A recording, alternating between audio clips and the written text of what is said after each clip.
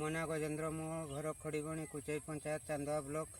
ମୁଁ ନିୟମିତ ଚାଷ କରିବା ମୋର ଗୋଟେ ପେଶା ଏବଂ ଆମର ବାରିପଦା ମାର୍କେଟ ପାଖ ଅଛି, ସେଥିରେ ବିକିବା ପାଇଁ ବହୁତ ସୁବିଧା ଅଛି। ଏ ଦେଖୁନ ପୋଟଳ ଚାଷରେ ପ୍ରଥମେ ସାର କୋଡ଼ା ଖୋସା ଦେଇକରି ହିଡ଼କୁ ଭଲକରି ଯତ୍ନ ସହକାରେ ଟେକିଦେବେ। ପାଣି ଯେମିତି ବିଲରେ ନ ରହିବେ, ତା ମୂଳକୁ ଯେମିତି ପାଣି ଜମି ନଯାଏ ସେ ନାଳି କରିଦେଇଥିବେ। ନାଳିରେ ଚାରି ସାଇଡ଼ରେ ପାଣି ବାହାରେ ନିଷ୍କାସିତ ହୋଇଯାଇଥିବ।